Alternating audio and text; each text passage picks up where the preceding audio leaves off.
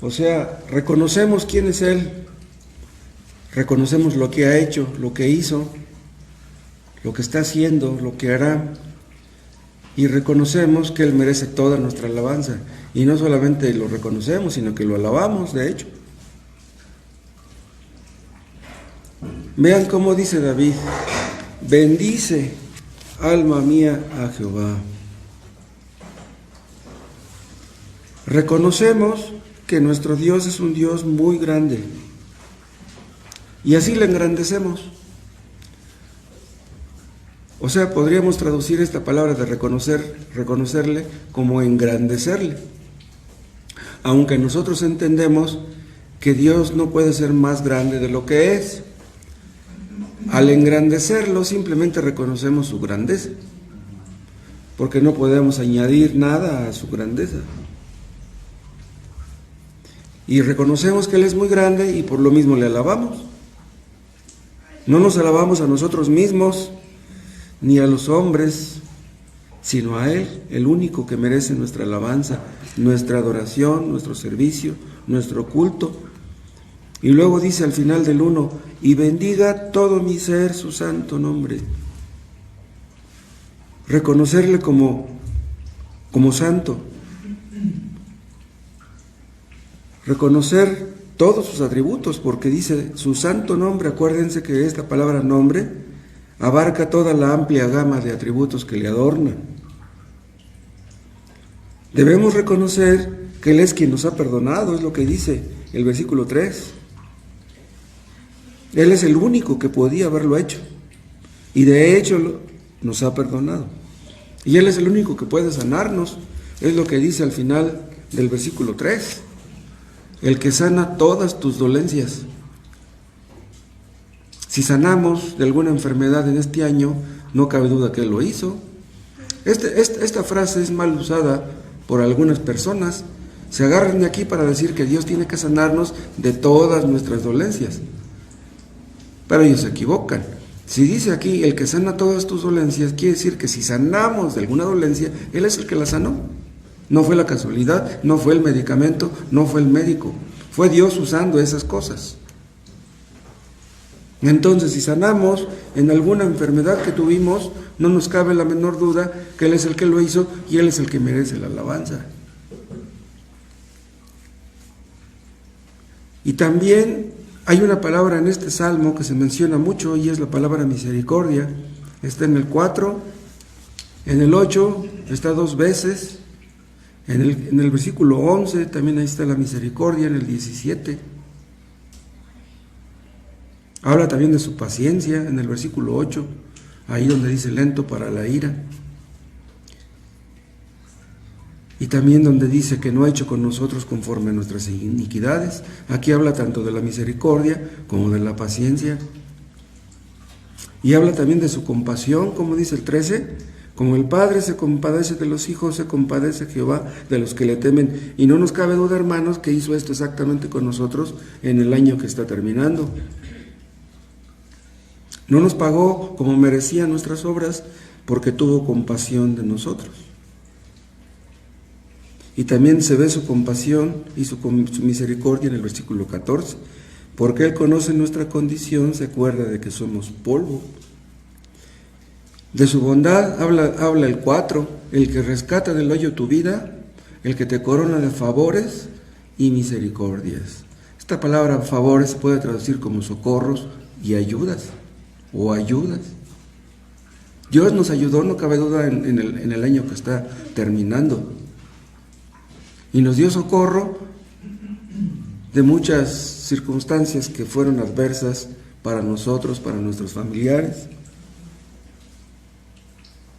Todo el año hemos experimentado estas misericordias, estos favores, estas bendiciones. Empezó el año así y así está terminando, no cabe duda. Si comparan ustedes este salmo con el anterior es una oración y este es una alabanza. Como para dejarnos pensativos, ¿no? De que si Dios escucha nuestra oración, merece nuestra alabanza. Los inconversos tal vez traten de orar, pero no pueden percibir ninguna respuesta positiva, ninguna respuesta favorable de parte de Dios, pero nosotros sí. Y cuando recibimos respuesta, entonces es ocasión para que le alabemos. El hecho de que Dios nos escuche es una bendición invaluable. Millones no tienen este privilegio. Por eso David se anima en el versículo 1 y dice: bendice, alma mía, a Jehová. Esto es lo que dicen algunos, que es un soliloquio, o sea, hablarse uno a sí mismo. Esto lo hemos visto en otras ocasiones, ¿recuerdan? El rey David hace esto en algunos otros salmos, por ejemplo, en aquel que dice: ¿por qué te abates, oh alma mía, y por qué te conturbas dentro de mí? O sea, es como si él se dijera a sí mismo: David, ¿pero por qué te preocupas? ¿Por qué estás preocupado? ¿Por qué estás inquieto? ¿Por qué estás molesto? O sea, no hay motivo para que estemos así. Hay otros versículos donde dice, por ejemplo, madrugaré a buscarte. Otro donde dice, despertaré al alba. O sea, con esas palabras él se anima a sí mismo. Se está comprometiendo. Recuerdan que una de las definiciones de la oración es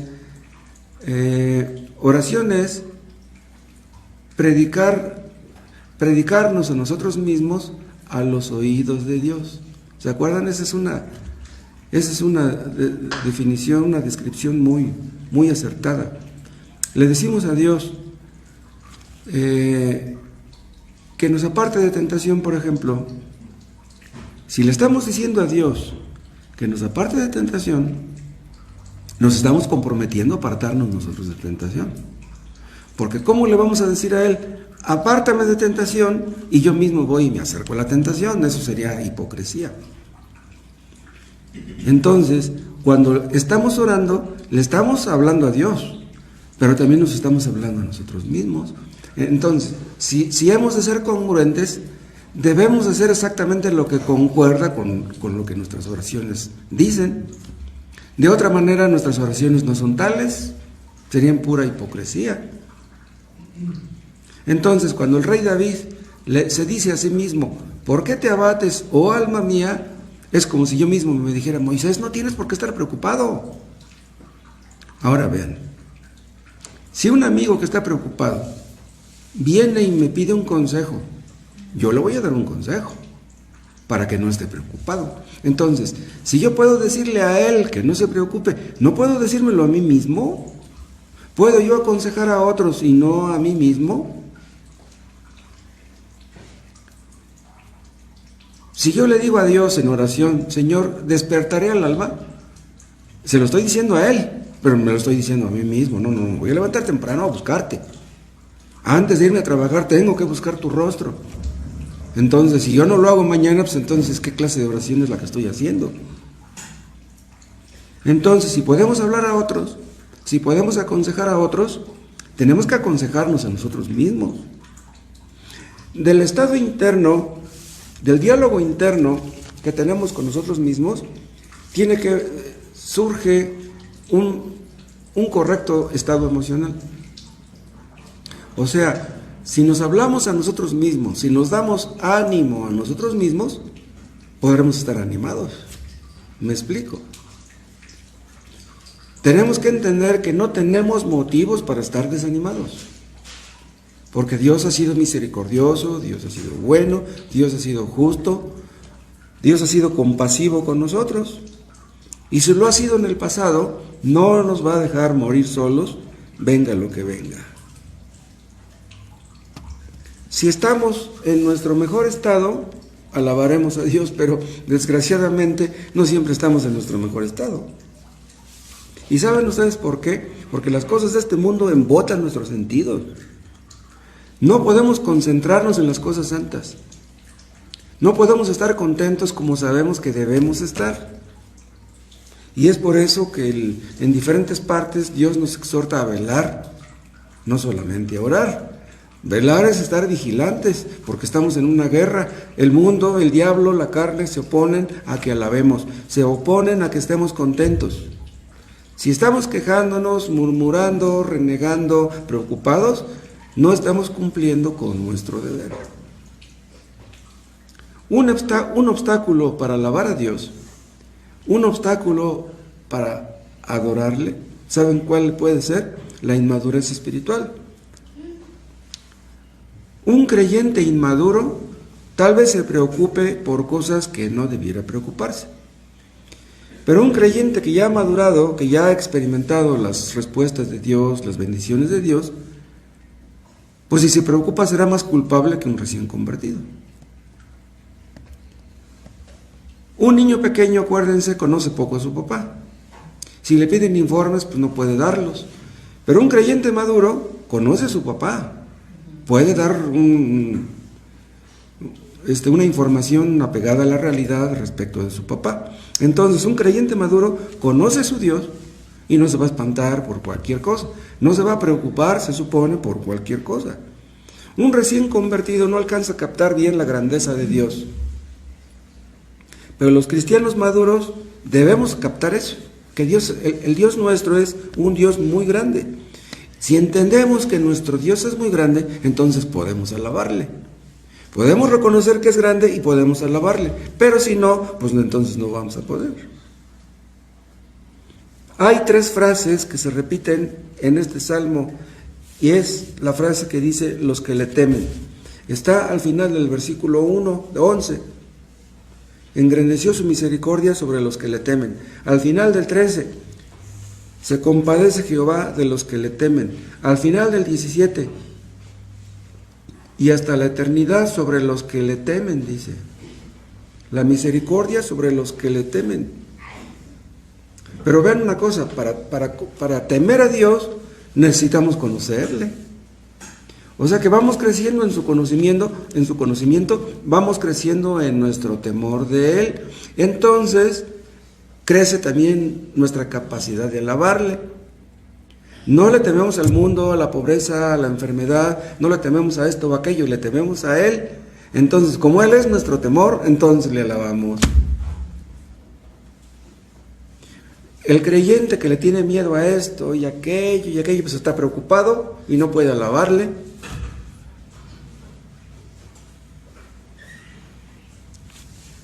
En estos días, algunos tienen la costumbre de ir a la basílica a darle gracias a la Virgen o a darle gracias a Dios. Pero, ¿de qué le darían gracias? Van a alabar a sus ídolos, mudos, incapaces, impotentes, sordos. Supongamos que va una persona a la basílica y entiende que no debe darle gracias a la Virgencita, sino a Dios, a Cristo. Supongamos que lo haga. ¿Pero qué tendría que estar haciendo ahí para darle gracias a Dios? Una persona así, una persona ignorante, tal vez le dé gracias a Dios, tal vez alabe a Dios con sus labios, pero no puede hacerlo con su corazón, no puede hacerlo con su alma, porque no entiende quién es el Dios verdadero. Además, otra cosa, Dios espera, hermanos, que le alabemos. Dios espera que reconozcamos su grandeza. Pero acuérdense que Él no gana nada si le alabamos. Entonces, ¿por qué pide que lo hagamos? Porque los que salimos ganando somos nosotros. Dios es feliz en sí mismo. Él no necesita de nosotros. Él es dichoso en sí mismo. No necesita de nuestras alabanzas. Pero quiere que le alabemos porque cuando lo bendecimos, nosotros somos bendecidos. Cuando estamos contentos, cuando estamos agradecidos, cuando le alabamos, nosotros somos bendecidos. No recuerdo en qué parte de la Biblia están los judíos llorando y se le acercan unos y le dicen, no lloren. Dice, este no es día para llorar. Dice, en el gozo de Jehová está vuestra fortaleza. ¿Se acuerdan? O sea, hay momentos en los que no debiéramos llorar. Hay momentos que sí, obviamente, pero hay momentos en que no. Y necesitamos discernimiento para saber cuándo es cuándo. Cuándo debemos llorar y cuándo no. Esta palabra barak, que dice aquí, bendice, bendecir, significa también, repito, engrandecer. Pero también dije que no podemos hacer a Dios más grande de lo que es. Pero ¿saben una cosa? Cuando nosotros lo engrandecemos, nos engrandecemos a nosotros mismos. No es eso lo que buscamos. Cuando lo engrandecemos a Él, no buscamos ser engrandecidos, pero lo somos. ¿Por qué Dios es engrandecido? Porque Él es el sumo bien. O sea, cuando lo alabamos, estamos reconociendo que Él es el bien máximo a lo que aspiramos. Sí, eso no niega pues, que quisiéramos tener comodidades, dinero, una casa, posesiones, propiedades. Pero el sumo bien, el que está por encima de todo, es Él. Entonces, si ese es nuestro objetivo, engrandecerlo a Él, lo demás es secundario. Y si lo tenemos o no lo tenemos, eso no importa. El asunto es que Él esté ocupando el lugar que le pertenece, el lugar que Él merece y solamente Él. Él es el único que merece la alabanza, el único que merece la adoración. Bendecir a Dios es más que alabarle. Bendecirle también significa decir bien. O sea, no solamente reconocer que Él es grande, sino hablar de que Él es grande. Hablarles a otros. Aprovechar cada oportunidad que tengamos para decirles a los demás cuán grande Dios tenemos. Que los que nos rodean sepan quién es Dios, porque ignoran eso. Los que nos rodean cantan y bailan y se emborrachan y se drogan porque no conocen al Dios verdadero, que buscan felicidad, pero pobres. ¿Cómo van a encontrar la felicidad en eso? Debemos hablar de su grandeza, debemos hablar de su gracia, debemos hablar de su bondad para con todos. Dios ha sido así bueno, no nada más con nosotros, con todos. Y vean, estoy hablando de la bondad. Este es un buen tema para hablar con los inconversos. Mi amigo Fernando, del que les he hablado muchas veces, el otro día lo fui a visitar y en la plática le toqué el tema del infierno y me dice, ay pastor, dice, usted habla de cosas bien duras, dice, si usted predica, dice, en el Estadio Azul, dice, y está lleno el estadio de gente, dice, usted se pone a hablar del infierno, que si tú tuviste una madre católica que murió siendo católica, se fue al infierno, ¿usted va a decir eso? Le digo, mira Fernando, no lo voy a hablar del infierno a cualquier persona. Hay personas que han sufrido toda su vida, las acabo yo de conocer, ¿qué tengo yo que hablarle a esa persona del infierno? No, a esa persona le voy a hablar del amor de Dios, de la bondad de Dios, de la misericordia de Dios. Le digo, mira, yo te hablo a ti del infierno, porque tú ya leíste toda la Biblia. Él estudió con un colegio jesuita. Él tiene muchos conocimientos. Él me habla de Ezequiel, de Jeremías, de Isaías, me habla de todos los versículos. O sea, él sabe mucho. Le digo, mira, yo te hablo a ti duro, le digo, porque tú conoces la palabra. Le digo, y si yo voy y le hablo a un sacerdote católico, a ese sí le hablo del infierno, porque ese hombre se supone que tiene muchos conocimientos, pero un pobre católico que nunca ha leído la Biblia, pues ¿qué tengo que hablarle del infierno? Debemos hablarles a los que nos rodean, personas necesitadas, personas que sufren, hablarles del amor de Dios, de la misericordia de Dios, de la bondad de Dios. Son preciosos temas para hablar con esas personas.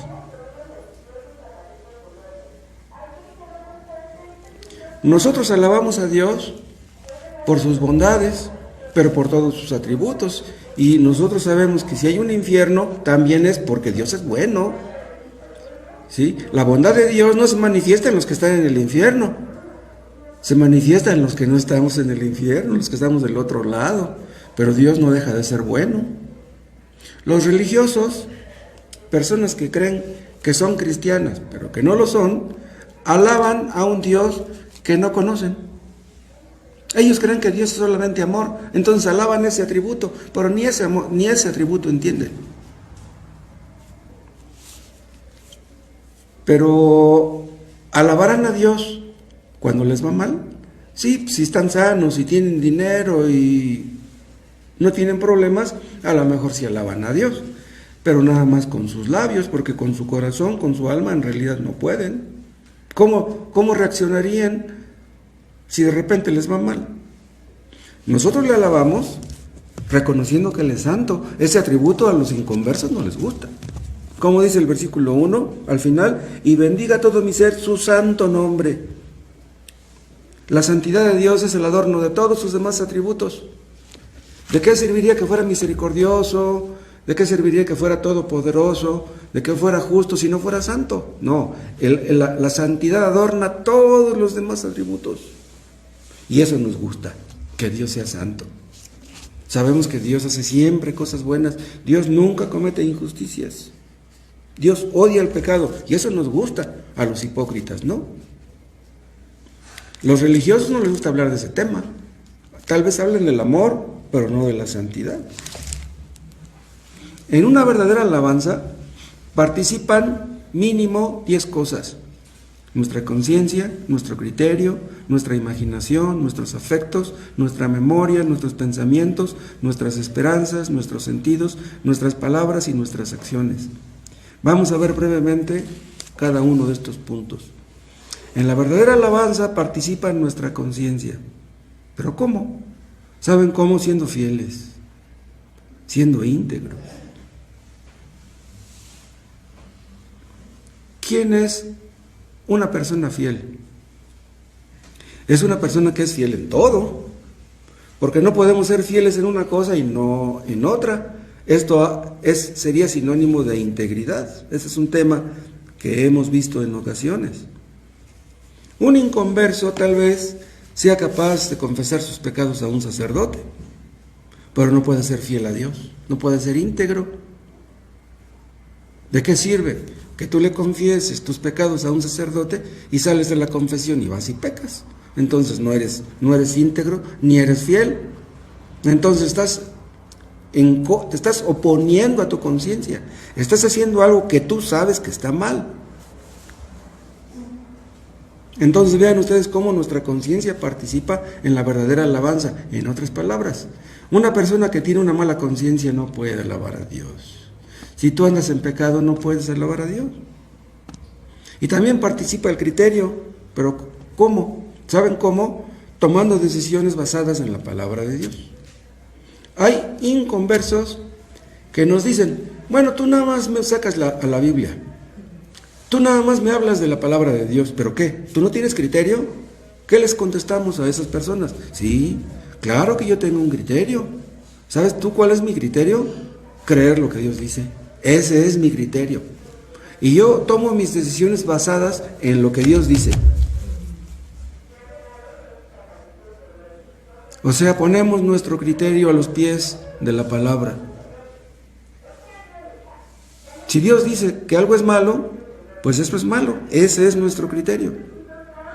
Cuando creemos eso y actuamos en consecuencia, es como podemos alabar a Dios.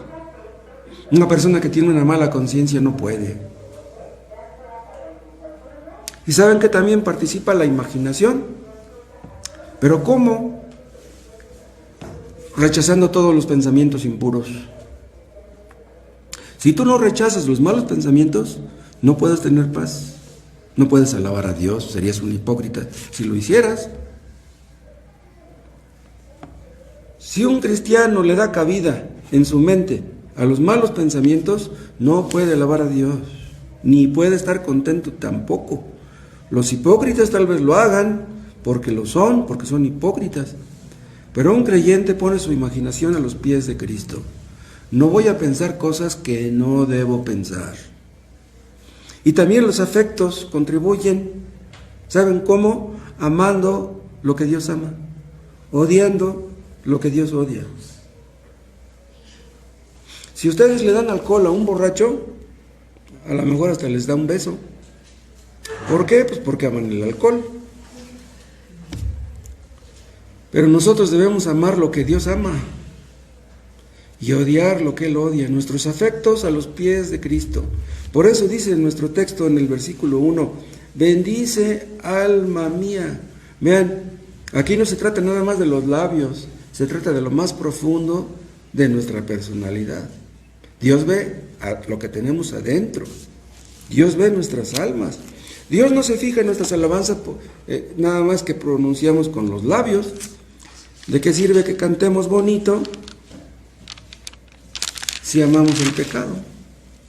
Los religiosos le dan honra a Dios, pero ¿qué les dijo Cristo? Ustedes de labios me honran, pero su corazón lejos está de mí. Entonces esa clase de alabanza a Dios no le agrada.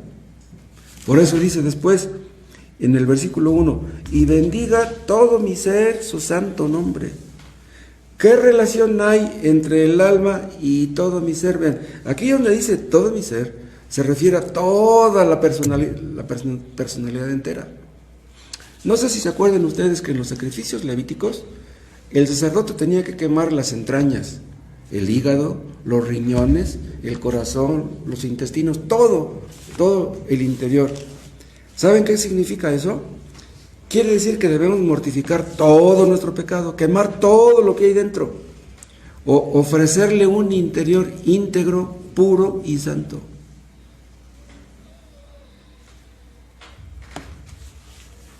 ¿Saben qué pasa? Si no mortificamos nuestro pecado, que no vamos a tener discernimiento espiritual, no vamos a tener sabiduría, no vamos a tener progreso, no vamos a tener paz, no vamos a estar contentos en ninguna parte, a menos que seamos hipócritas. ¿Saben quién es el cristiano que más entiende la palabra? El que más obedece. Y el que menos entiende es el que menos obedece. Y si no obedecemos, no estamos capacitados para alabar a Dios. ¿Con qué cara le alabaremos si andamos en malos caminos? Y también participa en nuestra alabanza, ¿saben qué? La memoria. No olvidando de dónde fuimos sacados, vean lo que dice el 3. Él es quien perdona todas tus iniquidades. Que no se nos olvide, hermanos, de dónde fuimos sacados. ¿Cuántos millones y millones de pecados Dios nos ha perdonado y ha prometido no recordar? Entonces, vean, los cristianos tenemos el problema más grande ya resuelto. Podemos acercarnos a Dios con alegría porque el principal problema ya quedó resuelto.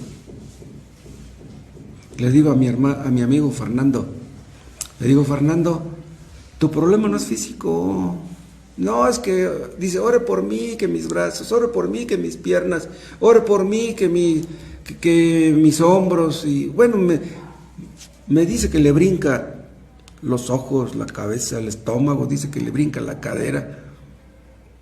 Yo le digo, mira, Fernando, tu problema no es físico, tu problema es espiritual. Le digo, ¿tú quieres que yo ore por ti para que Dios te sane? Le digo, mira, lo que tú necesitas es que Dios te perdone. Ese es tu principal problema. Pero él no cree eso. Él no puede entender eso. Un día habló bien tempranito.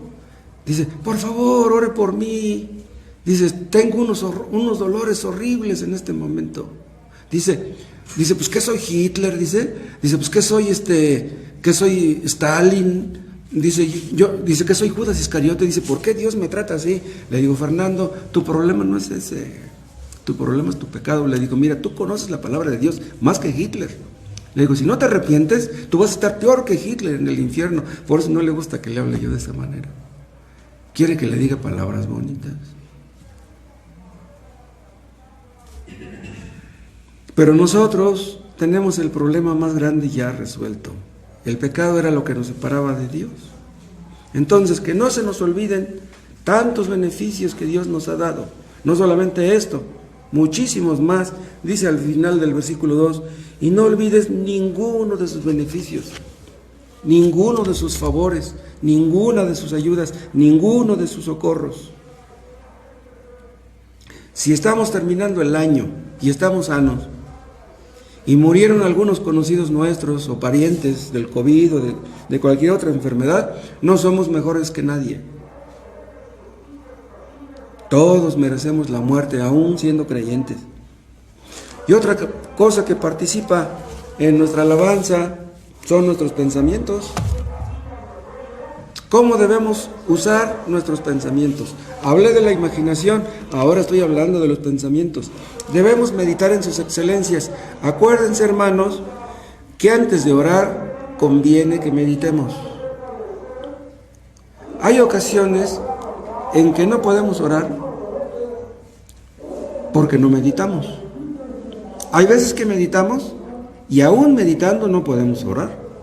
Pero si meditamos como se debe, oraremos como se debe. ¿En qué meditamos? En que Dios es muy grande, en que Dios es maravilloso. Si ustedes tratan de pensar en Dios, pero a su mente vienen las deudas, los problemas, las necesidades, los hijos, las compras, las ventas, ustedes no pueden concentrarse y no pueden orar. Entonces debemos obligar a nuestra mente a pensar en Dios, en su palabra, en sus obras, en su reino, en su iglesia. Muchas veces, en lugar de meditar en estas cosas, ¿saben en qué meditamos? En nuestras carencias. Si hacemos una lista de nuestras carencias, sentiremos que nos volvemos locos.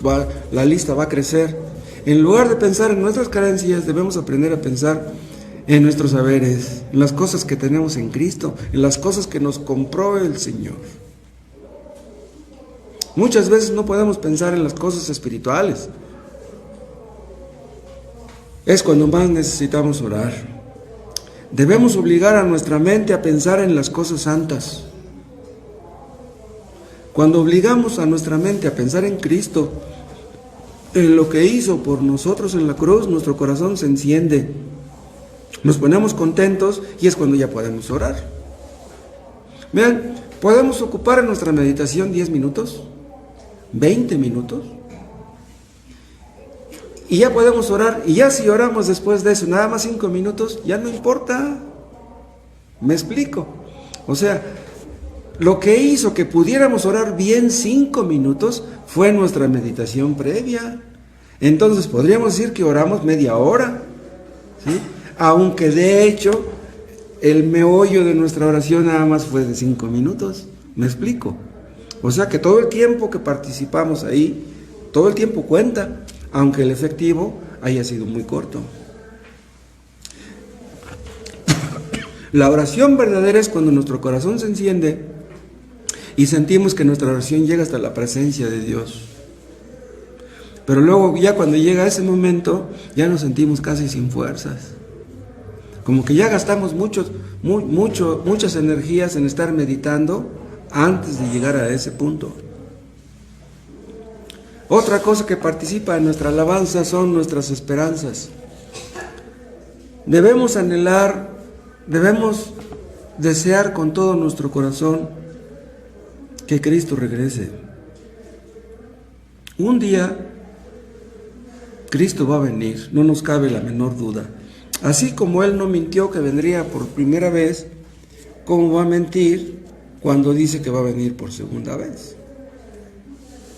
Este mundo no tiene remedio, este mundo no va a mejorar. Cristo va a venir y va a poner fin a esto, porque no hay otra solución. Todos los optimistas se van a llevar un gran chasco. Muchos dicen que los cristianos somos pesimistas, la verdad es que somos realistas.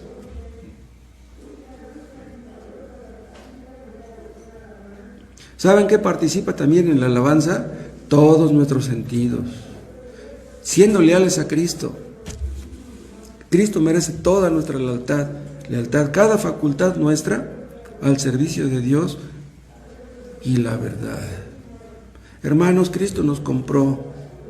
Cada parte de nuestro cuerpo le pertenece. Amarle con todo nuestro corazón, con toda nuestra mente, con toda nuestra alma, con todas nuestras fuerzas, porque Cristo es nuestro Dios, nuestro Salvador, nuestro Redentor. Y también le alabamos con nuestras palabras, o sea, como yo les decía hace rato, hablándoles a los que nos rodean de Cristo.